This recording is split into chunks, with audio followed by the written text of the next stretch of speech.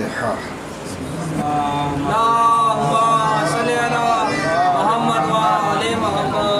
لا حول ولا قوة إلا بالله العلي العظيم۔ أعوذ بالله من الشيطان اللعين الرجيم۔ بسم الله الرحمن الرحيم۔ الحمد لله الذي هدانا لهذا وما كنا لنهتدي لولا أن هدانا الله۔ لقد جاءت رسل ربنا بالحق والصلاة والسلام والتحية والإكرام۔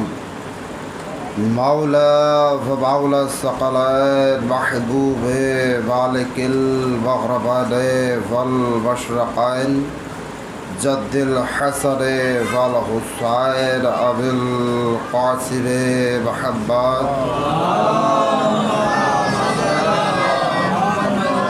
وآله الطيبين الطاهرين المعصومين المظلومين لعنة الله على أعدائهم أجمعين من يومنا هذا إلى قيام يوم الدين۔ أما بعد فقد قال الله تعالى في كتابه الكريم وهو أصدق الصادقين وقوله الحق۔ بسم الله الرحمن الرحيم۔ إنا لله وإنا إليه راجعون۔ صلوات بيد محمد وعلى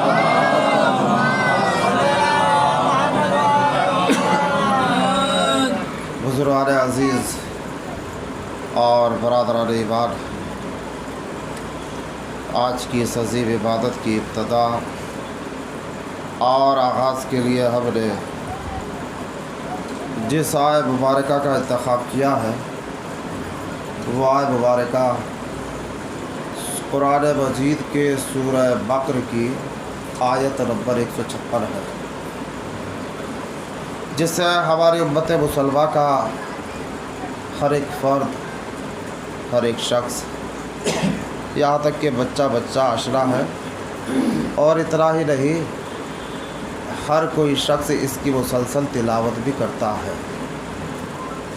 جب بھی کوئی اپنے کسی عزیز کی موت کی خبر سنتا ہے، دوست کی موت کی خبر سنتا ہے، یا کسی مسلمان بھائی کی وفات کی خبر سنتا ہے تو فوراً کہتا ہے انا للہ و انا الیہ راجعون۔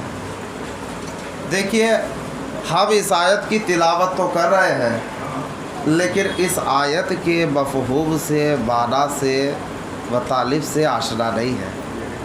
اگر ہم اس آیت کے مفہوم، معنی اور مطالب سے آشنا ہوتے تو ہمارے یہاں تواضع ہوتا، انکساری ہوتی، شعور ہوتا، تکبر نہ ہوتا، غرور نہ ہوتا، گھمنڈ نہ ہوتا۔ اگر ہم اس آیت کے مفہوم سے، مطالب سے اور معنی سے آشنا ہوتے تو ہم کسی بھی بات پر غرور تک نہ کرتے۔ اور کیا آپ نے غرور تک نہ کرتے۔ اچھا، آپ سے سوال، دیکھیے ایک سوال ہے آپ سے کہ ایک انسان نے محنت کی، جی توڑ محنت کی، دن رات محنت کی، اور اپنا خون پسینہ کر بڑی دولت کمائی، بڑی دولت جمائی اس نے، اور ایک خوبصورت عالیشان مکان بنا ڈالا۔ محنت تو اس نے کی ہے نا، اپنی جسمانی محنت سے اس نے یہ دولت جمع کی، اور دولت جمع کرنے کے بعد ایک عمارت تعمیر کی، ایک عمارت بنائی، تو کیا اسے اتنا بھی حق نہیں کہ وہ فخر کرے؟ حق ہے کیا؟ بالکل بھی نہیں ہے۔ غور کیجئے گا دوستوں اور عزیزوں، دو علماء یا علماء موجود ہیں، بزرگ بھی موجود ہیں، حق ہے یا نہیں ہے؟ کیا بالکل بھی حق نہیں ہے؟ یہ فخر نہیں کر سکتا۔ اچھا، فخر نہیں کر سکتا۔ چلے ایک انسان نے بڑی تعلیم حاصل کی اور دن رات لگا ہوا ہے، پڑھ رہا ہے، دن کو دن نہیں سمجھتا، رات کو رات نہیں سمجھتا، بڑی ڈگریاں اس نے حاصل کر لی، ڈاکٹر بن گیا، انجینئر بن گیا، IAS بن گیا، IPS بن گیا وہ شخص ہے، اور اس نے ایک مقام کو रुतबा समाज में भी हासिल किया है, लोग इज्जत करते हैं, एहतराम करते हैं। अच्छा, अपनी जिस्मानी मेहनत से उसने ये मकाम हासिल किया है ना, उसकी जिस्मानी मेहनत का ये सबर है, ये नतीजा है जो उसे ये ओहदा मिला, ये मकाम मिला। क्या उसे फख्र करने का हक नहीं है? कहा बिल्कुल भी नहीं है। क्यों नहीं है? अरे भाई, उसने अपनी जिस्मानी मेहनत से तो ये मकाम और ये मर्तबा हासिल किया है ना, ये ओहदा हासिल किया, फिर भी उसे फख्र नहीं है। देखिए, हम इसी जगह पर गलत है, यहीं पर आकर हम गलत साबित होते हैं कि हम अपनी इस जिस्म को अपनी मिल्कियत जानते हैं। गौर कीजिएगा, हम अपने इस जिस्म को अपनी मिल्कियत समझ रहे हैं, ये हमारी मिल्कियत है। तो ये है किसकी मिल्कियत? कुरान से समझिएगा इसे, कुरान मजीद से। लेकिन उससे पहले आयत की तफसीर, आयत का माना और आयत की वजाहत में आपकी खिदमत में करूं, उससे पहले एक मिसाल दूंगा ताकि आयत को आप आसानी से समझ ले। वही जब हमारे शादाब भाई मौजूद है माशाल्लाह, यहाँ 2 साल से ही अपने वतन ले जा रहे हैं मुसलसल, 2 साल हो गए और इनके यहाँ अशरा पढ़ रहे हैं माशाल्लाह। हर इंसान इज्जत करता है, शिया हो, सुन्नी हो, सैयद हो, गैर सैयद हो, कोई भी हो, हर कोई इज्जत कर रहा है, हर कोई एहतराम कर रहा है। इन्होंने अपनी बस्ती में माशाल्लाह एक कोठी तैयार कर रहा है, क्योंकि मकान के ना तौहीन होगा है, वो बात नहीं है, एक मिसाल के लिए बयान किया मैंने, ऐसा नहीं है। हाँ, ये एक कोठी बहुत कीमती आलीशान कोठी तैयार कर रहे हैं। अच्छा, वहाँ के लोग सब इज्जत कर रहे हैं, हमारी सब एहतराम करते हैं। हम इनकी कोठी के बाहर खड़े होकर सलात भेजे मोहम्मद है, अब मेरी जानी मुतवज्जह है, अपना फोन साइलेंट कर दे थोड़ी देर के लिए। इनकी कोठी के बाहर खड़े होकर हम इतराने लगे, फख्र करने लगे। जो लोग हमारा एहतराम कर रहे थे, इज्जत कर रहे थे, वही मुंह मोड़ने लगे, बुरा कहने लगे। हमने कहा कल तक इज्जत, कल तक एहतराम था, आज क्यों मुंह मोड़ रहे हो, आज क्यों बुरा कह रहे हो? कहने लगे आपने अमली ऐसा अंजाम दिया है, मिल्कियत दूसरे की है, फख्र आप कर रहे हो, क्योंकि दूसरे की मिल्कियत को लेकर आपको फख्र करने का हक नहीं है। अब सुनिएगा, ये जिस्म, ये बॉडी किसकी मिल्कियत है? कुरान मजीद आयत नंबर है 156, सूरह है सूरह बकरा, सूरह नंबर 2, पारा नंबर 1 है। इरशाद व बिस्मिल्लाहिर्रहमानिर्रहीम, इन्ना लिल्लाहि व इन्ना इलैहि राजिऊन। तर्जुमा क्या है? बेशक हम अल्लाह के लिए है, अल्लाह के लिए है और उसी की जानिब रुजू करने वाले हैं। यही तर्जुमा है किबला। कुरान मजीद देखिए हाजी जी, तर्जुमा क्या है? बेशक हम अल्लाह के लिए है और उसी की जानिब रुजू करने वाले हैं। तर्जुमा यही है। क्या ये इस आयत का सही तर्जुमा है? बिल्कुल भी नहीं, इस आयत का सही तर्जुमा नहीं है। क्यों भाई? सुनिएगा, इन्ना लिल्लाह, अल्लाह के साथ जो ये लाम लगा हुआ है, बड़े बड़े आलिम बैठे, पूछे इनसे क्या है ये लाम जिसकी वजह से अल्लाह को लिल्लाह पढ़ा जा रहा है? भाई क्या है सरकार ये लाम? असल में ये लाम कहलाता है लाम तमलीकी, जो माना देता है मिल्कियत के, जो बताता है मिल्कियत किसकी। अब तर्जुमा जानिएगा इसका क्या होगा। अब कहा जाएगा इन्ना लिल्लाहि व इन्ना इलैहि राजिऊन का तर्जुमा होगा बेशक हम अल्लाह की मिल्कियत है और उसी की जानिब रुजू करने वाले हैं। अल्लाह की मिल्कियत है, अल्लाह की मिल्कियत है, हम हैं अल्लाह की मिल्कियत, हम हैं माबूद की मिल्कियत। अरे भाई, जब ये जिस्म माबूद की मिल्कियत है तो किसी अब्द को हक नहीं बनता कि वो माबूद की मिल्कियत पर फख्र कर। सलाम भेजे मोहम्मद और अहले बैत मोहम्मद पर।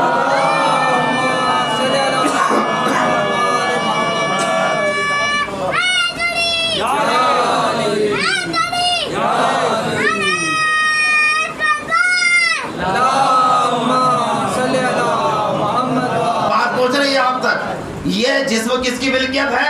कुरान मजीद है भाई, किसकी मिल्कियत है? अल्लाह की मिल्कियत है। अब बताइए हम कर सकते हैं फख्र इस पर? बिल्कुल भी नहीं कर सकते। ये जिस्म है अल्लाह की मिल्कियत, माबूद की मिल्कियत। अल्लाह ने इसमें रूह डालकर उसे बना दिया है निगहबान, क्योंकि अल्लाह की इस मिल्कियत को खतरा है शैतान से। है या नहीं है? शैतान से खतरा है इस मिल्कियत को। अच्छा, तो अल्लाह ने निगहबान बनाया है ना, अब सच्चा निगहबान वही कहलाएगा جو اس پر شیطان کو غالب نہ آنے دے، قابض نہ ہونے دے، کیونکہ سچے نگہبان کی علامت یہ ہوتی ہے کہ اپنے مالک کی ملکیت میں کسی غیر کو نہ تو تصرف کرنے دیتا ہے نہ قابض ہونے دیتا ہے۔ سلام بھیجے محمد و اہل بیت محمد پر۔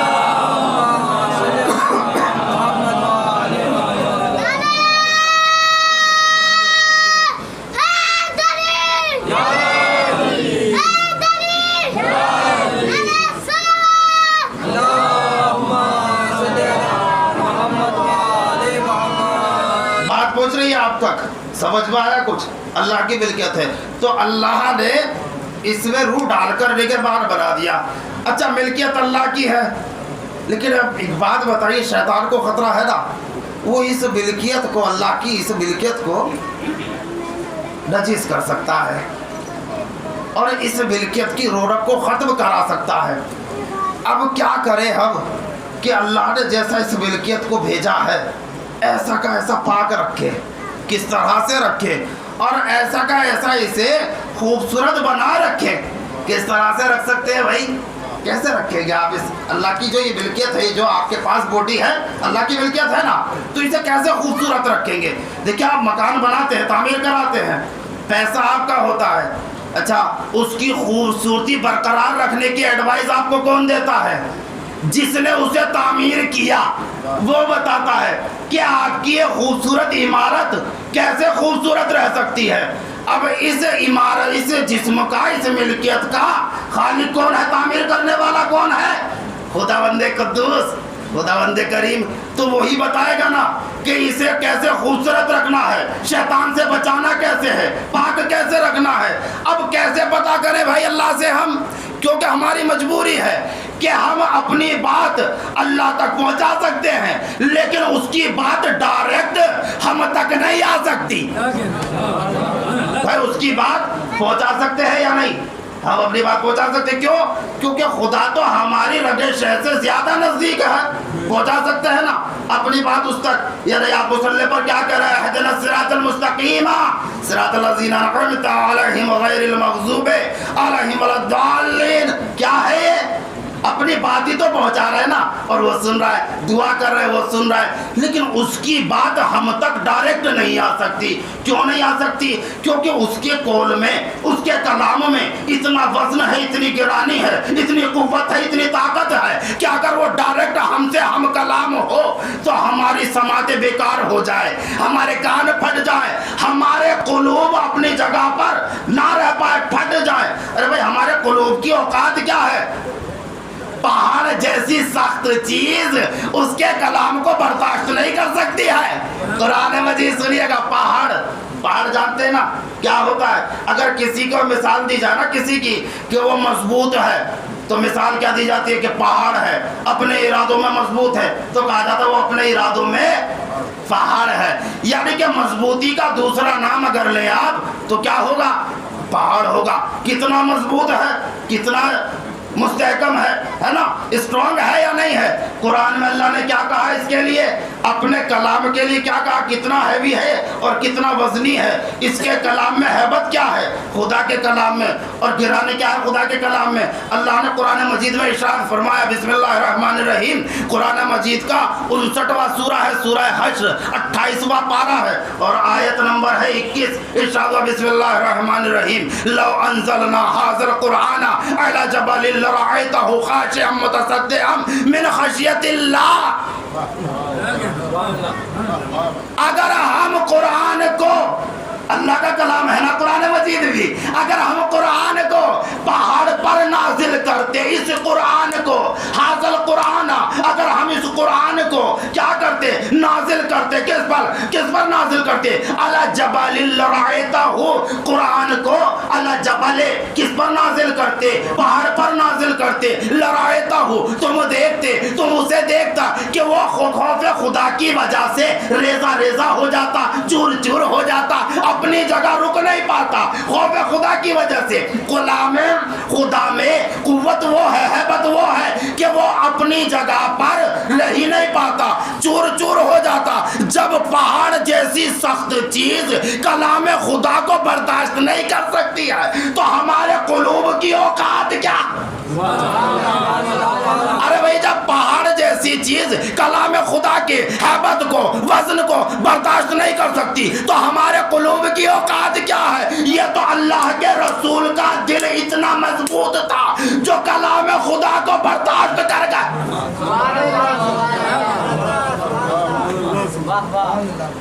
پہنچ رہی ہے بات آپ تک؟ نہیں پہنچ رہی؟ یہ رسول کا دل تھا، اتنا مضبوط دل تھا جو کلام الہی کو برداشت کر گیا۔ اچھا نازل کہاں ہے قرآن؟ قلب رسول پر نازل ہوا ہے نا، پورا کا پورا قرآن نازل کہاں ہوا؟ قلب رسول پر نازل ہوا ہے۔ جبکہ قرآن میں اللہ کیا کہہ رہا قرآن کے لیے، اپنے کلام کے لیے؟ اگر اسے پہاڑ پر نازل کرتے تو وہ اپنی جگہ پر رہ نہیں پاتا، ریزہ ریزہ ہو جاتا، جھک جاتا، پھٹ جاتا، اپنی جگہ پر رہ نہیں پاتا۔ نازل کہاں ہوا قرآن؟ کا قلب رسالت معاب پر نازل ہو گیا۔ پورا قرآن قلب رسالت معاب پر نازل ہو گیا۔ قلب رسول کا کچھ بگڑا ہی ہے نا، ہے قلب رسول پر نازل ہوا ہے قرآن، ہے قلب رسول کا کچھ بگڑا ہے؟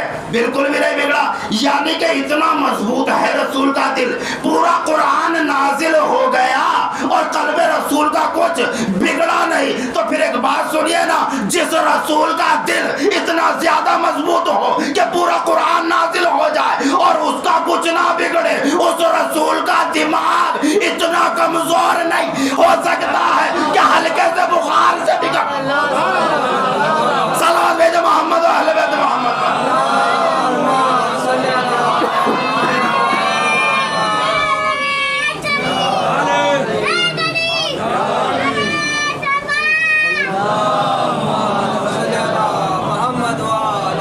اس رسول کا دماغ۔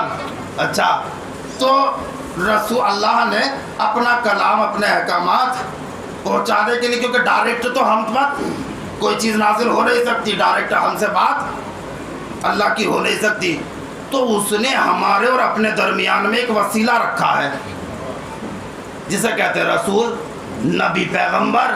اس کے ذریعے سے احکامات آئے ہیں، طہارت کے احکامات، نجاست کے احکامات وسیلے سے، حج کے احکامات وسیلے سے، روزے کا حکم وسیلے سے، نماز کا حکم وسیلے سے، نماز کا حکم وسیلے سے ہے نا۔ نماز کا حکم وہاں سے یہاں تک بنا وسیلے کے نہیں آیا، بیدار رہیں گے؟ نماز کا حکم بنا وسیلے کے وہاں سے یہاں تک نہیں آیا۔ اب پکڑیے جا کر اس مفتی کو جو کہتا اللہ ہی اللہ، اللہ ہی اللہ، کسی اور کو مانو نہیں، کسی کو جانو نہیں، صرف اللہ ہی اللہ، اللہ ہی اللہ۔ جا کر پکڑو نا اس مفتی کو، کہ خبیث کی اولاد، جب نماز کا حکم تجھ تک وہاں سے بنا وسیلے کے یہاں تک نہیں آیا تو تیری نماز بنا وسیلے کے یہاں سے وہاں تک کیسے؟ صلوات بھیجو محمد۔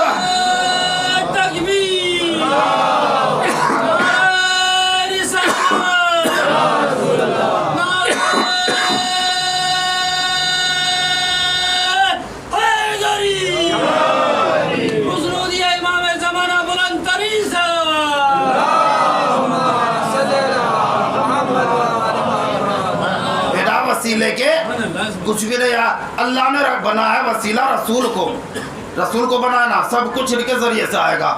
اور یہی بتائیں گے کہ اللہ کی اس ملکیت کو پاک کیسے رکھنا ہے، دشمن شیطان سے بچانا کیسے ہے۔ اسی کے لیے اللہ نے قرآن مجید میں سورہ جمعہ، قرآن مجید کا یہ 62واں سورہ ہے اور 28واں پارہ ہے، آیت نمبر ہے 2۔ ارشاد فرمایا بسم اللہ الرحمن الرحیم، هو الذی بعث فی الأمیین رسولا منہم یتلو آیاتہ ویزکیہم ویعلمہم الکتاب والحکمہ وإن كانوا من قبل لفی ضلال مبین۔ هو الذی بعث فی الأمیین، وہی تو وہ ہے جس نے امیین میں ایک رسول مبعوث کیا، انہی میں سے، منہم انہی میں سے ایک رسول مبعوث کیا. کسے کیا؟ رسول کو مبعوث کیا ہے نا. کس میں کیا ہے؟ امیین میں کیا ہے. کام کیا ہے؟ من رسول منہم یتلو علیہم آیاتہ، اس کی آیتیں یہ ان کے سامنے پڑھتا ہے. اللہ کی آیتیں امیین کے سامنے پڑھتا ہے، تلاوت کرتا ہے.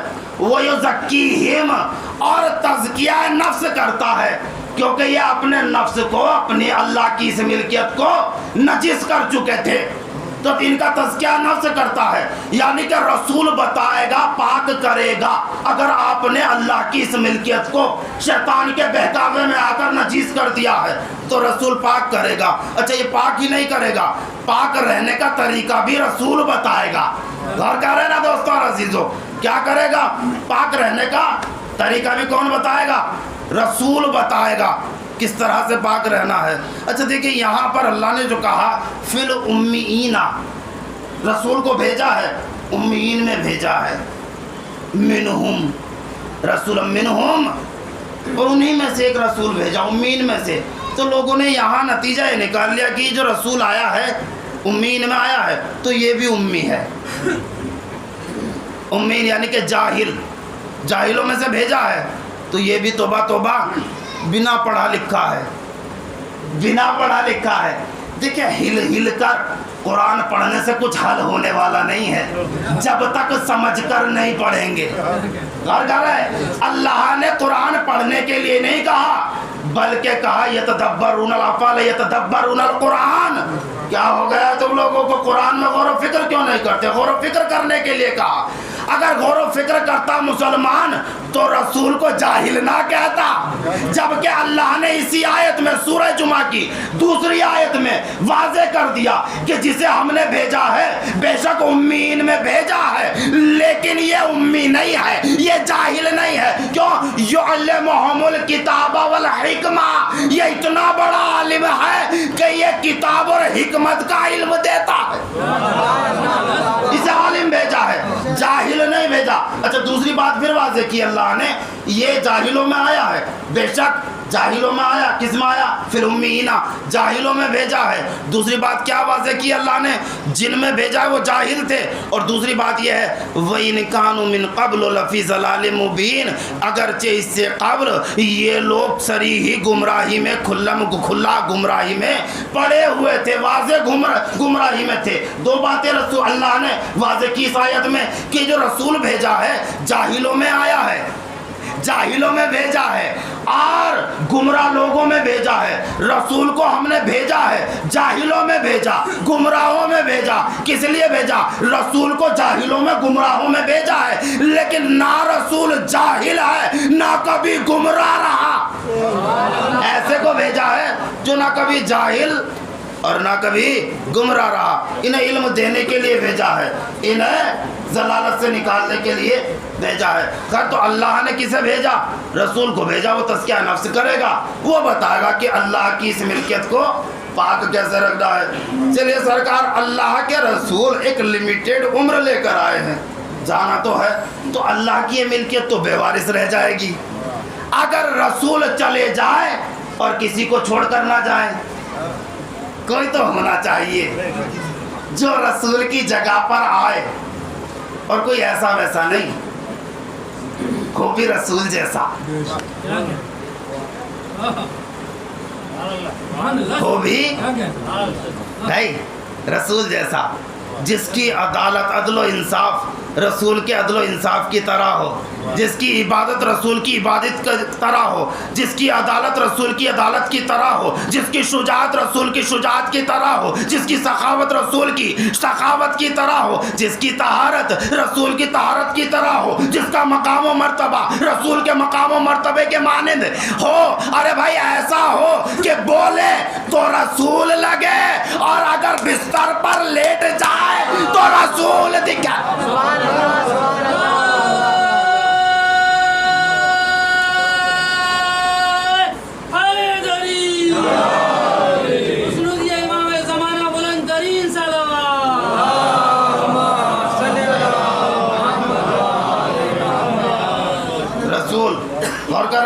یہی آ کر امت ہو گئی گمراہ کہنے لگے رسول اللہ تو چلے گئے، چھوڑ کے کسی کو ہی نہیں گئے، ایسے ہی چھوڑ گئے۔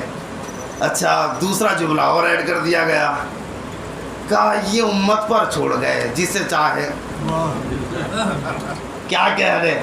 ملکیت ہے اللہ کی اور وارث ملا بنائے ہے؟ بھائی ملکیت تو اللہ کی ہے، اللہ کی ملکیت پر حاکم کیا ملا بنا سکتا ہے؟ اچھا یہ لفظ بولا کیوں کہ امت پر چھوڑ کر چلے گئے؟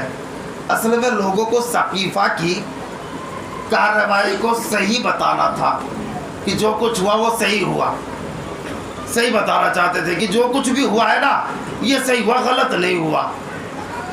جو بھی یہ کارروائی انجام دی گئی کہ مسلمانوں کی فلاح و بہبود کے لیے لوگ جمع ہوئے تھے سرکار، کس کے لیے؟ دیکھیے یہ ثقیفہ بنی سعدہ جو لفظ ہے اسے ہماری قوم کا بچہ اس سے آشنا رہنا چاہیے، آشنا ہونا چاہیے ہماری قوم کا بچہ، کیونکہ یہ وہ بنوس جگہ ہے جہاں سے ابتدا ہوئی ہے اہل بیت پر ظلم کی۔ ہر بچے کو آشنا ہونا چاہیے اس جگہ سے۔ ثقیفہ بنی سعدہ جو کچھ بھی ہوا وہاں پر صحیح ہوا، غلط کچھ نہیں ہوا۔ مسلمانوں کی فلاح و بہبود کے لیے لوگ جمع ہوئے۔ کہاں جمع ہوئے؟ ثقیفہ بنی سعدہ میں جمع ہوئے۔ اچھا اگر مسلمانوں کی فلاح و بہبود کے لیے جمع ہوئے تھے تو پھر یہی کیوں جمع ہوئے؟ مسجد نبوی میں کیوں میٹنگ نہیں ہوئی؟ حرم بیت اللہ میں کیوں میٹنگ نہیں ہوئی؟ کیونکہ اچھے کام تو اچھی جگہ پر ہوتے ہیں نا۔ ارے بھائی اچھے کام اچھی جگہ پر ہوں گے، برے کام بری جگہ پر ہوں گے۔ ہر جگہ کی ایک روایت ہوتی ہے نا یا نہیں ہوتی ہے؟ ایک روایت ہوتی ہے رضا بھائی، یہ امام بارگاہ ہے، کیا ہوتا ہے یہاں کا مجلس ہوتی ہے، 4 افراد بیٹھے ہوں آپس میں بات کرنے کے لیے، بیٹے دروازے کھلے ہوئے، ایک صاحب ادھر سے گزرے، انہوں نے 10 لوگوں کو بتا دیا چلو یہاں کھڑے ہو، کیوں کھڑے ہو یہاں، چلو اس میں امام بارگاہ میں چلو مجلس ہو رہی ہے۔ اب جیسے ہی امام بارگاہ میں آئے تو یہاں 4 افراد بیٹھ کر بات کر رہے تھے، میٹنگ کر رہے تھے، جلوس کے عنوان سے، مجلس کے عنوان سے میٹنگ کر رہے۔ وہ کہنے لگے بھائی مجلس ہو رہی ہے، کیسے آیا آپ کا؟ ہم نے سنا مجلس ہو رہی ہے۔ کہ یہاں تو کوئی مجلس نہیں۔ لیکن صاحب نے کہا مجلس ہو رہی ہے امام بارگاہ میں۔ کہا بیوقوف ہو تم جو تم نے کہا کہ مجلس ہو رہی ہے۔ کہنے لگے سرکار امام بارگاہ کھلی تھی، 4 افراد جمع تھے، کیونکہ امام بارگاہ مجلس ہوتی ہے تو اس لیے مجھے لگا مجلس ہو رہی ہے، اس لیے میں لوگوں کو لے آیا۔ غور کر رہے ہیں نا؟ تو ہر جگہ کی ایک روایت ہوتی ہے۔ اب سنیے گا ثقیفہ بنی سعدہ کی سچائی اور حقیقت کیا تھی۔ یہ جگہ کون سا وہ چھتا تھا؟ دیکھیں مدینہ سے 3 میل کے فاصلے پر بسا ہوا تھا، بنا ہوا تھا ثقیفہ بنی سعدہ۔ یہ چھتا تھا جہاں پر عرب کے اوباش بدماش چور لٹیرے ڈکیت جمع ہو کر یہاں پلاننگ کرتے تھے، میٹنگ کرتے تھے، آج کسے لوٹنا ہے، کیسے لوٹنا ہے، کس سمت لوٹنا ہے۔ اتنا ہی نہیں، یہیں پر آ کر لوٹ کا مال بھی تقسیم ہوتا تھا، یہیں پر آ کر لوٹ کا مال بھی تقسیم ہوتا تھا۔ تو یہاں کی روایت تھی کہ جب بھی یہاں جمع ہوں گے، چور جمع ہوں گے، ڈکیت جمع ہوں گے، لٹیرے جمع ہوں گے۔ سرکار آپ کہہ رہے ہیں مسلمانوں کی فلاح بہبود کے لیے لوگ جمع ہوئے۔ ارے بھائی 11 ہجری میں یہاں لوگ جمع ہوئے، 11 ہجری میں بھی جمع ہوئے، 11 ہجری میں بھی بیدار ہونے کی ضرورت ہے بھائی، ایسے نہیں۔ 11 ہجری میں بھی لوگ یہاں پر جمع ہوئے، اللہ کی رسول کی وفات کے بعد سن 11 ہجری میں لوگ یہاں جمع ہوئے۔ آپ کہہ رہے مسلمانوں کی فلاح و بہبود کے لیے جمع ہوئے، میں کیسے مان لوں؟ کیونکہ روایت یہاں کی یہ تھی، یہاں چور جمع ہوتے تھے، لٹیرے جمع ہوتے تھے، ڈکیت جمع ہوتے تھے۔ تو میں تو سیدھا سا یہ کہوں گا نا کہ مسلمانوں کی فلاح و بہبود کے لیے یہ لوگ جمع نہیں ہوئے تھے، بلکہ کائنات کے سب سے بڑے ڈکیت تھے۔ ارے بھائی کائنات کے سب سے بڑے ڈکیت تھے جو کائنات کے سب سے عظیم گھر کے لوٹنے کے لیے پلاننگ کر رہے۔ صلوات بھیجے محمد اہل بیت محمد پر۔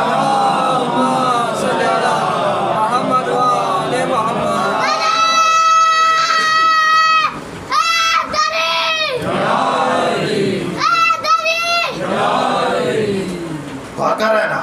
پہنچی ہے بات آپ تک یا نہیں؟ پہنچ رہی ہے بات؟ اصل تھوڑی سی دقت ہے کیونکہ یہ دن ایسے نکل گئے کہ نیند نہیں، नींद पूरी ना होने की वजह से थोड़ी सी परेशानी है। खैर आप समझ रहे ना, बात तो पहुंच गई ना। कौन सी जगह थी जब चोर लुटेरे जमा होते थे? तब कैसे माने ले कि यहाँ मुसलमानों की फलाह बहबूद के लिए जमा हुए थे लोग, बल्कि आप तो ये कहेंगे कि कायनात के सबसे बड़े लुटेरे थे, जो कायनात का सबसे अजीम घर लूटने की फलानी करने के लिए जमा हुए थे।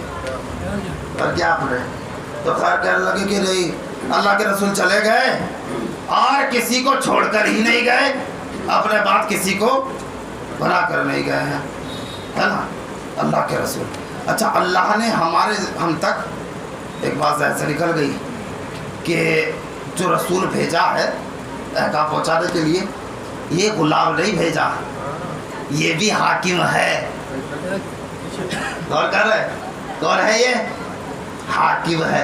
जब तो अल्लाह ने कहा अतिउल्लाह व अतिउर रसूल, अल्लाह की इताअत करो और उसके रसूल की इताअत करो। अल्लाह की मिल्कियत है, जिसे चाहे वो अपनी मिल्कियत पर हाकिम बनाए। अच्छा, अपनी इताअत के साथ साथ अल्लाह ने रसूल की इताअत को रखा है, अपनी इताअत के साथ साथ। तो अब ये देखिए अल्लाह के रसूल की इताअत कहाँ कहाँ होगी भाई, अल्लाह की हुकूमत कहाँ कहाँ है, इसे समझ लीजिए। अल्लाह की हुकूमत है कहाँ कहाँ, किस किस जगह पर है? कुरान मजीद, सूरह अल-हम्द, कुरान मजीद का सूरह अल-हम्द और आयत नंबर है 2। इरशाद व बिस्मिल्लाहिर्रहमानिर्रहीम, अल्हम्दुलिल्लाहि रब्बिल आलमीन। तमाम तारीफें अल्लाह की मिल्कियत, लिल्लाह है, उसके लिए नहीं है, उसकी खास मिल्कियत है। तमाम तारीफें अल्लाह की मिल्कियत, जो तमाम आलमीन का रब है। अल्लाह है तमाम आलमीन का रब। तो अल्लाह की जहाँ जहाँ हुकूमत होगी वहाँ रसूल की इताअत होगी, वहाँ वहाँ रसूल की इताअत होगी। सरकार इसीलिए तो अल्लाह ने कहा क्या कि जहाँ जहाँ अल्लाह की हुकूमत है ना, वहाँ रसूल की इताअत है। जहाँ जहाँ अल्लाह की इताअत है वहाँ रसूल की इताअत है, और जहाँ इसकी हुकूमत वहाँ अल्लाह के रसूल की हुकूमत। इसीलिए तो कहा कि क्योंकि इनकी हुकूमत है हर जगह, किस लिए है? कहा मैं रब्बुल आलमीन हूँ, मेरा रसूल रहमतल लिल आलमीन, वमा अरसलनाका इल्ला रहमतल लिल आलमीन। जहाँ जहाँ रसूल की इताअत, अल्लाह की इताअत होगी, वहाँ वहाँ रसूल की इताअत होगी। तो अल्लाह ने इसे हाकिम बनाकर भेजा। दूसरा हाकिम है अल्लाह की मिल्कियत पर रसूल अल्लाह। और कर समझ में आ रहा है ना, पहला हाकिम खुदा है, दूसरा हाकिम बनाया है अल्लाह ने रसूल को। अब बात आगे, रसूल तो चले गए, बना कर नहीं गए, जबकि अल्लाह ने अपने रसूल की ज़िंदगी में ऐलान कर दिया था कुरान मजीद में। सूरह माइदा आयत नंबर है 55, सूरह माइदा कुरान मजीद का ये 5वां सूरा है, 6ठा पारा, आयत नंबर है 55। इरशाद व बिस्मिल्लाहिर्रहमानिर्रहीम, इन्नमा वलियुकुमुल्लाहु व रसूलुहु वल्लज़ीना आमनु लज़ीना युक़ीमुनस सलाता व युअतूनज़ ज़काता व हुम राकिऊन। ए ईमान वालो, सिर्फ और सिर्फ तुम्हारा हाकिम, तुम्हारा मौला, तुम पर हक तसर्रुफ रखने वाला, तुम्हारा आका, तुम्हारा हाकिम अल्लाह है, उसका रसूल है। और वो साहिबान ईमान जो नमाज कायम करते हैं और हालत रुकू में ज़कात देते हैं, हालत रुकू में ज़कात देते हैं। ये ज़कात लेने के लिए हाकिम नहीं बने हैं, वो हाकिम नहीं है जो ज़कात लेने के लिए मिंबर पर आया हो, वो हाकिम है जो हालत रुकू में ज़कात देता है। अच्छा, यहाँ पर लोगों ने तर्जुमे में डंडी मारी, क्या किया यहाँ तर्जुमा, ताकि सादा लोग मुसलमान समझ ही ना पाए ये तीसरा हाकिम है कौन। लोगों ने कोशिश की, तहरीफ हुई, यहाँ कुरान में तहरीफ हुई, तहरीफ हुई है कुरान मजीद में, ऐसा नहीं, लेकिन लफ्ज़ी तहरीफ नहीं, मानवी और अमली तहरीफ हुई है। लफ्ज़ी तहरीफ लोगों ने करना चाहिए लेकिन कर नहीं पाए, क्योंकि तहरीफ उस चीज़ में होती है जो बेवारिस हो।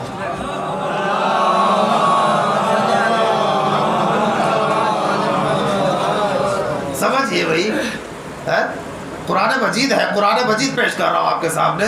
तहरीफ हुई कुरान मजीद में, हुई ना, अमली हुई, मानवी हुई, لفظی نہیں کر پائے، کیونکہ اللہ نے اسے بے وارث نہیں چھوڑا ہے، اللہ نے اس کے 12 وارث بنائے ہیں۔ آج بھی ایک وارث ہے جو پردہ غیب سے اس کی حفاظت کر رہا سبحان اللہ بابا ہے نا، اسے بے وارث نہیں چھوڑا۔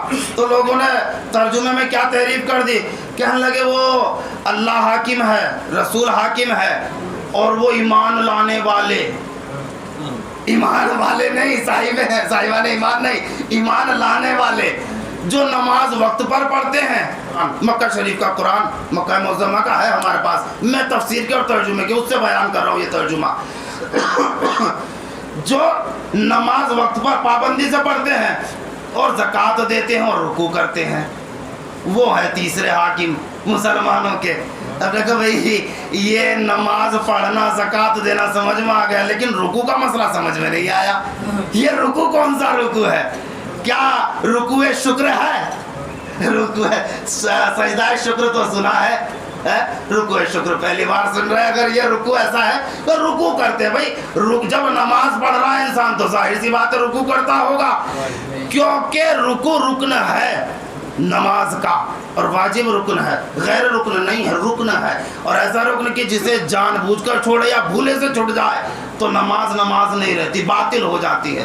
تو تحریف کی گئی، لوگوں نے کوشش کی، لیکن اللہ تو جانتا تھا، ان سے بڑا عالم ہے اللہ، جانتا تھا لوگ گڑبڑ گھوٹالا ضرور کریں گے، آیتوں میں ڈنڈی ضرور ماریں گے۔ اللہ نے رسول کے جانے سے پہلے اپنے رسول سے کہا، اے میرے رسول، حج سے لوٹ رہا ہے، آخری حج تیرا ہے، تیرے زندگی کے چند ایام بچے ہوئے ہیں، سن، اہم پیغام پہنچانا ہے، میں اعلان کر چکا عائش پر، تجھے کرنا ہے فائش پر، لیکن ایسے نہیں کرنا، اپنے ہاتھوں کو علی کے لیے عائش بنا دے اور اعلان کرتا ہوا کہ من کنتو مولا۔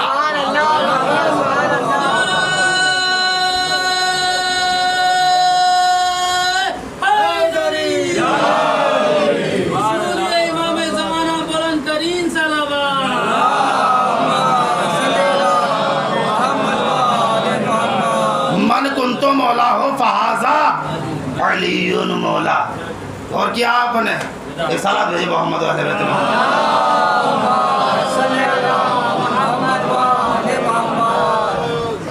تو اللہ تو پہلے اعلان کرا چکا، پہلے خود اعلان کر چکا، انما ولیکم اللہ ورسولہ والذین آمنوا الذین یقیمون الصلاۃ ویؤتون الزکاۃ وہم راکعون۔ اے ایمان والو، صرف اور صرف تمہارا حاکم اللہ ہے، اس کا رسول ہے، اور صاحبان ایمان جو نماز قائم کرتے ہیں حالت رکوع میں زکوٰۃ دیتے ہیں۔ تیسرا ولی وہ ہے، قیامت تک یہ ولی رہیں گے۔ مولا کائنات سے مراد ہے 12 امام، قیامت تک یہ حاکم رہیں گے۔ 3 الحاکم اللہ نے اپنی ملکیت کے بتائے ہیں، پہلا حاکم خود ہے، دوسرا حاکم رسول ہے، تیسرے حاکم ہے مولا کائنات، اور انہی کی اطاعت کا حکم بھی اللہ نے قرآن میں دیا۔ سورہ نساء قرآن مجید کا 4 سورہ 5واں پارہ آیت نمبر ہے 59، ارشاد و بسم اللہ الرحمن الرحیم، یا ایھا الذین آمنوا اطیعوا اللہ واطیعوا الرسول واولی الامر منکم۔ اے ایمان والو، اللہ کی اطاعت کرو، اس کے رسول کی اطاعت کرو، اور اولو الامر علی کی اطاعت کرو۔ اور کیا؟ 3 کی ولایت کا اعلان کیا، 3 کی اطاعت کا اعلان کیا۔ اللہ کی ملکیت پر ان کا حکم چلے گا۔ اللہ کی ملکیت کیا؟ ہمارا جسم اللہ کی ملکیت ہے، اللہ کا حکم چلے گا، رسول کا حکم چلے گا، اور مولا کائنات کا حکم چلے گا۔ 3 کی حکومت رہے گی ہمارے جسم پر۔ اس کے علاوہ ہم کسی کے تابع نہیں ہے، کسی کے اطاعت گزار نہیں ہے۔ اچھا، 3 ولایتوں کا اعلان اللہ نے قرآن میں کیا۔ 3 ولایتوں کا کیا نا آئے ولایت میں، سورہ مائدہ کی 55ویں آیت میں، اللہ، رسول اور امیر المومنین۔ اللہ نے 3 ولایتوں کا اعلان کیا ہے، اسی لیے ہم 3 ہی ٹائم، ہر روز 3 ٹائم میں 3 ولایتوں کا اعلان کرتے ہیں۔ اسی لیے تو ہم 3 ٹائم، ہر روز 3 ٹائم میں 3 ہی ولایتوں کا اعلان کرتے ہیں۔ کرتے یا نہیں؟ آپ کہہ رہے یہ اذان ہے، اذان ہے، اعلان ہے، یہ تو یہی کہتے ہیں نا، جس سے بھی پوچھے کیا ہے یہ جو اللہ اکبر، اللہ کو 4 مرتبہ کہنا، پھر رسول اللہ کی رسالت کی گواہی دینا، بولا کائنات کی ولایت کی گواہی کیا ہے؟ یہ کیا اعلان ہے؟ نمازیوں کو بلانے کے لیے ہے یہ اذان، بالکل غلط ہے، نمازیوں کو بلانے کے لیے نہیں ہے۔ اللہ کو اگر نمازیوں کو ہی بلانا ہوتا تو حی علی الصلاۃ کافی تھا، کلمہ حی علی الصلاۃ، حی علی الصلاۃ، صلاۃ نہیں ہے، لفظ ہے صلاۃ، لفظ تو صلاۃ ہے، صاد لام واو، واو پر کھڑا زبر، یہ الف مکسورہ پڑھا جاتا ہے، اسے پڑھا جائے گا صاد لام الف اور چھوٹی تا، عربی میں تا بولتے ہیں گول تا، اردو میں تے بولتے ہیں اسے تا، اور اس کے جب اس پر رکتے ہیں تو صلاۃ لفظ ہے صلاۃ، لیکن رکیں گے تو پڑھا جائے گا صلاح، ہاں میں بدل جاتی ہے گول تا، کیا ہوا؟ حی علی الصلاۃ کافی تھا، آؤ نماز کی جانب، آؤ نماز کی جانب، 4 مرتبہ کہلوا دیتا کافی تھا نا۔ پھر اتنی لمبی اذان کیوں رکھی اللہ نے؟ کچھ تو حکمت ہوگی، کوئی تو وجہ ہوگی، کوئی تو سبب ہوگا یا نہیں ہوگا؟ کیوں رکھی ہے اتنی لمبی اذان؟ جانتے ہیں کیوں رکھی؟ اصل میں اللہ کو لوگوں کو حق سے آشنا کرانا تھا، حق سے آشنا کرانا تھا لوگوں کو، اس لیے اللہ نے یہ اذان رکھی ہے۔ قرآن اٹھا لیجئے، تاریخ اٹھا لیجئے، جب تک اذان نہیں تھی نمرود بھی تھا، فرعون بھی بنا۔ ارے بھائی جب تک اذان نہیں تھی نمرود بھی تھا، فرعون بھی بنا، جھوٹے خدا ہوئے، دعویٰ کیا لوگوں نے خدائی کا جب تک اذان نہیں تھی، لیکن جب سے اذان ہوئی اس کے بعد سے نہ کوئی فرعون بنا نہ کوئی نمرود ہوا، لوگوں نے رسالت کا دعویٰ کیا تو کسی نے قبول نہیں کیا، کہنے لگے اگر تم سچے رسول ہوتے تو اذان میں محمد کی جگہ تمہارا بھی نام، اذان میں تمہاری جگہ، اذان میں محمد کی جگہ تمہارا بھی نام ہوتا۔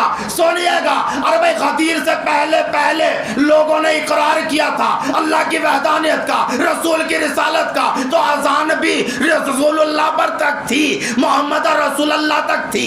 جب تک اقرار کیا لوگوں نے، کہاں تک سرکار، کہاں تک اقرار کیا؟ غدیر سے پہلے اللہ کی وحدانیت اور رسول اللہ کی رسالت کا، تو اللہ نے کہا اقرار نہیں کرو، اظہار بھی کرتے رہو، لیکن جیسے ہی غدیر کے میدان میں مولا کائنات کی ولایت کا اقرار کیا لوگوں نے، اللہ نے کہا ہے میرے حبیب اقرار کافی نہیں، اظہار بھی کرا، اقرار کافی نہیں، اظہار بھی کرا، کیونکہ جو اقرار کرے اور اظہار نہ کرے وہ منافق ہوتا ہے،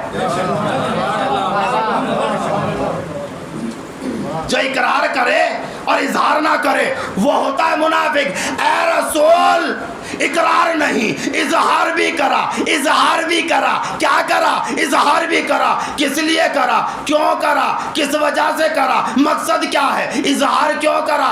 کیونکہ اگر کوئی ولایت کا دعوے دار کھڑا ہو جائے، ولایت کا دعوے دار کھڑا ہو جائے، ولایت کا دعوے دار کھڑا ہو جائے تو پکڑا جائے کہ یہ فراڈ ہے۔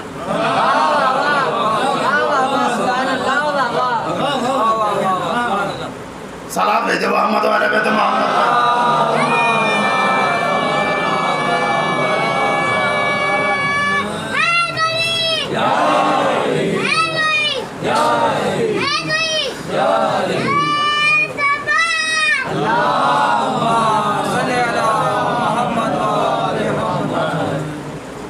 اقرار نہیں، اظہار بھی کرا، کیونکہ یہ اذان کی یہ ہے حکمت، سمجھ آ رہا نا؟ تو 3 حاکم ہیں جو اللہ کی اس ملکیت پر حکومت کریں گے، اللہ حاکم ہے اور رسول ہے، مولا کائنات ہے، 3 حاکم ہے۔ انا للہ و انا الیہ راجعون، ذہن میں ہے نا کہاں سے چلے تھے؟ بے شک ہم اللہ کی ملکیت ہے اور اسی کی جانب پلٹ کر جانے والے، اسی کی جانب رجوع کرنے والے ہیں۔ ہم لوگ پڑھ تو رہے ہیں اس آیت کو لیکن معرفت کے ساتھ نہیں، یہی وجہ ہے کہ ہمارے اوپر شیطان غالب ہو جاتا ہے، اللہ کی اس ملکیت پر شیطان قابض ہو جاتا ہے۔ جو معرفت کے ساتھ انا للہ و انا الیہ راجعون پڑھنے والے ہیں ان پر کبھی بھی شیطان قابض نہیں ہوتا، غالب نہیں آتا ہے۔ شیطان ہر زمانے میں سر اٹھاتا رہا، ہر زمانے میں ظاہر ہوتا رہا۔ سن 61 ہجری میں ظاہر ہوا شیطان یزید کی شکل میں، اور یہ مطالبہ کر بیٹھا مولا حسین سے بیعت کا۔ کون ہے مولا حسین؟ جو معرفت کے ساتھ کہنے والے ہیں انا للہ و انا الیہ راجعون۔ بیعت ٹھکرا دی، کہا کیونکہ یہ اللہ کی ملکیت ہے، اس پر تجھ جیسے شیطان کو قابض نہیں ہونے دیں گے۔ وطن چھوڑنا منظور کیا، لیکن یزید کی بیعت منظور نہیں کی۔ وطن چھوڑ رہے مولا حسین، عزیز و اقارب کو ساتھ لے کر جا رہے مولا حسین۔ عزیز و اقارب ساتھ ہے، ڈرے ڈرے بچے ہیں۔ جناب علی اصغر 14 دن کے ہیں سر۔ جناب علی اصغر جناب کب سے جناب سکینہ ہے، جاتے کیوں لے کر چلے؟ جب جناب محمد حنفیہ نے کہا کہ بولا جا رہے ہو اور آپ کا کہنا ہے کہ شہید ہو جاؤں گا، تو اہل و عیال کو چھوڑ دو، بناتے رسول کو ساتھ نہ لے جاؤ۔ کہا میرے بھائی، دشمن چاہتا یہ ہے جس طرح سے میرے بابا، میرے نانا، میری والدہ اور میرے بھائی کا قاتل پوشیدہ رہا، اسی طرح سے یہ بھی پوشیدہ رہے، مجھے قتل بھی کر دے اور یہ اس کا چہرہ منظر عام پر رہا ہے۔ میں لے اس لیے جا رہا ہوں کیونکہ یہ لوگ میری مظلومانہ شہادت کو اجاگر کریں گے، میرے قاتل کے چہرے سے نقاب ہٹائیں گے، لوگوں کو بتائیں گے کہ مظلوم کربلا میں مظلوم قتل کیا گیا ہوں، کربلا میں بے جرم و خطا قتل کیا گیا ہوں، مجھے کربلا کی سرزمین پر بے جرم و خطا قتل کیا گیا۔ یزید تو اپنا کام کر چکا تھا، جسم کے نشانات کو، جسم کو بھی ختم کرنے کی کوشش کی، پامال کرایا۔ شام والے تو آشنا نہیں تھے، مولا حسین سے معرفت نہیں رکھتے تھے، لیکن شام والوں کو کس نے بتایا کہ مولا حسین کون ہے؟ مولا حسین مظلوم شہید ہوئے ہیں، بے جرم و خطا قتل کیے گئے ہیں۔ شام والوں کو پتہ چلا ہے تو جناب ثانیہ زہرا کے خطبوں سے، جناب سکینہ کے بہتے ہوئے آنسوؤں سے، آل رسول دربار یزید میں ہے، پابند رسم، قیدی ہے۔ یزید نے جناب سکینہ کی جانب دیکھا، پابندی تھی رونے پر، گریہ نہیں کر سکتے آپ، ڈیزی کی اڑی سے خاموش کرایا جاتا تھا۔ معصوم سکینہ کی آنکھوں سے اشک نہیں رکتے تھے، یزید کے سامنے پیش کیا گیا جناب سکینہ کو، تو یزید کہتا سکینہ مسکرا کر، جناب سکینہ کے سامنے مسکرا کر کہتا سکینہ اتنا گریہ کیوں کرتی ہو؟ جاتے کس سے کہہ رہا ہے؟ جناب سکینہ سے۔ کون ہے جناب سکینہ؟ کس جناب سکینہ سے؟ یزید اس معصومہ سے بول رہا ہے کیوں گریہ کرتی ہو جس کا باپ 3 دن کا بھوکا پیاسا خود خنجر سے سرزمین کربلا پر ذبح کر دیا۔ یزید اس سکینہ سے، اس معصومہ سے بول رہا ہے کیوں گریہ کرتی ہو سکینہ جس کے سر سے چادر چھین لی گئی۔ یزید اس معصومہ سے بول رہا ہے کیوں گریہ کرتی ہو سکینہ جس کے تماچے لگائے گئے۔ اس سکینہ سے بول رہا ہے، یزید اس معصومہ سے بول رہا ہے کیوں گریہ کرتی ہو سکینہ جس کے پھپھیوں کے سروں سے ردائیں چھین لی گئی، جن کے خیام جلا دیے گئے، جس کا باپ بے سر بے کفن سرزمین کربلا پر تپتی ہوئی ریت پر، بے گور و کفن تپتی ہوئی ریت پر پڑا ہوا ہے، جس کے لاشوں کو پامال کیا گیا۔ اس معصومہ سے پوچھ رہا ہے سکینہ کیوں گریا کرتی ہو؟ جناب سکینہ خاموش ہے، کوئی جواب نہیں دیتی۔ جناب سکینہ، یزید نے کہا سکینہ جواب کیوں نہیں دیتی؟ تخت پر بیٹھا ہوا ہے نا یزید، سکینہ جواب کیوں نہیں دیتی ہو؟ جواب دو۔ جناب سکینہ نے دیکھا اپنے مظلوم بھائی کی جانب، بیمار امام آگے بڑھے، کہنے لگے یزید کیا تجھے دکھتا نہیں ہے تیرے سپاہیوں نے، ان مظالموں نے ہماری خواتین کے بازوؤں میں رسمہ باندھی ہے، رسن باندھی ہے نا؟ سکینہ کا قد چھوٹا ہے، اس کے گلے میں رسمہ باندھی ہے اور اس سختی کے ساتھ باندھی ہے کہ سکینہ پنجوں پر چلتی ہے، سانس لینا دشوار ہے۔ یہ تیرے سوال کا جواب کیا نہیں ہے؟ کہا اس بچی کے گلے کی رسمہ کو تھوڑا ڈھیلا کیا جائے۔ رسمان کو ڈھیلا کیا گیا۔ سکینہ بتاؤ کیوں روتی ہو؟ جناب سکینہ کہا یزید ہمارے رونے کے لیے کیا کربلا کافی نہیں تھا؟ ہمارے رونے کے لیے تو کربلا کافی تھی۔ اس پر ظلم یہ کہ تیرے سپاہیوں نے کربلا سے لے کر شام تک ہمیں بے پالان ناکے پر سوار کیا، ہم گر جانے کے خوف سے سوتے نہیں تھے، اور جو کچھ بچا تھا وہ باب الساعت پر ہم پر ظلم ہوا۔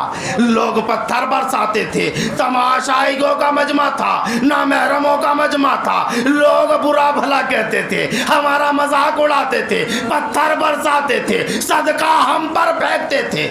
یزید یہ سب رونے کے لیے کافی تھا کہ کل رات کے خواب نے میرے زخموں کو ہرا کر دیا۔ یزید کہنے لگا سکینہ کیا خواب دیکھا؟ خواب بتاؤ، سنیے گا۔ کتاب کا نام ہے دامت الثاقبہ، جلد نمبر 2 باب نمبر 5، جا کر پڑھ سکتے ہیں، عربی اور اردو میں دونوں زبانوں میں یہ کتاب موجود ہے۔ انوار نعمانیہ، اس کتاب میں بھی سے یہ روایت نقل کرنے چلا ہوں، 2 کتابوں کا ریفرنس میں نے دیا ہے۔ یزید کہتا ہے سکینہ خواب بتاؤ کیا خواب دیکھا؟ بی بی کہتی ہے میں نے خواب دیکھا جب کل رات ہمیں تیرے دربار میں روکا گیا تو میں خواب میں دیکھتی ہوں کہ نورانی محل ہے، نور کا ایک محل ہے، میں اس کے سامنے کھڑی ہوئی ہوں، میں نے دیکھا 5 لوگ اس محل سے نکلے، ان کے آگے آگے غلام تھا۔ میں نے پوچھا یہ لوگ کون ہیں؟ کہ یہ جناب آدم ہیں، جناب نوح ہے، جناب ابراہیم ہے، جناب موسیٰ اور جناب عیسیٰ ہے۔ کہا اچھا یہ محل کس کا ہے؟ کہ یہ محل تمہارے بابا کا محل ہے۔ ایک جوان نکلا، کس شکل میں نکلا کہ اپنی داڑھی کو اپنے ہاتھوں میں پکڑے ہوئے ہے، آنکھوں سے اشک جاری ہے۔ میں نے غلام سے پوچھا یہ کون ہے؟ کہا سکینہ پہچانا نہیں، یہ تمہارے نانا محمد ہے۔ میں اپنے نانا کی جانب دوڑی، نانا آپ پر سلام ہو، نانا ہمارا بھرا گھر لٹ گیا، کربلا میں ہمارے خیام جلائے گئے، ہمارے تازیانے لگائے گئے۔ جناب سکینہ روداد کربلا سنا رہی ہے، کوفہ کا منظر بیان کیا۔ اب جیسے ہی شام کی روداد سنانے کے لیے شروع کی، جناب سکینہ جیسے ہی بولنا شروع چاہتی تھی، جناب رسالت باب نے کہا سکینہ بس کرو، شام کی روداد میں نہیں سن سکتا، شام کا ظلم میں نہیں سن پاؤں گا، سکینہ میں نہیں سن پاؤں گا۔ غلام سے کہا جاؤ سکینہ کو محل میں لے جاؤ۔ جناب سکینہ محل میں داخل ہوئی۔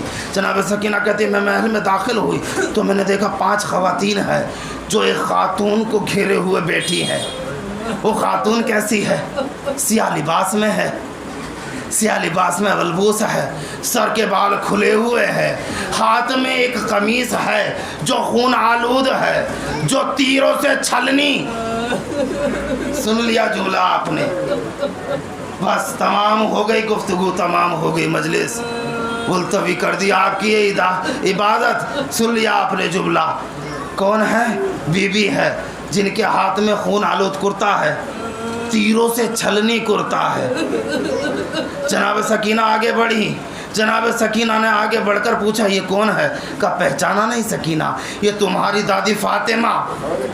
جناب سکینہ جیسے ہی آگے بڑھی اور آگے بڑھ کر اپنی دادی کو سلام کیا، دادی آپ کا لاڈلا 3 دن کا بھوکا پیاسا شہید کر دیا گیا۔ جناب سیدہ نے کہا سکینہ یہ کرتا پہچان، یہ میرے حسین کا خون آلود کرتا ہے، میں تمہارے مصائب سے آشنا ہوں، ایسا نہیں ہے کہ مجھے معلوم نہیں ہے، میں تمہارے ساتھ ساتھ کربلا سے شام تک کا سفر کر کر یہاں تھا۔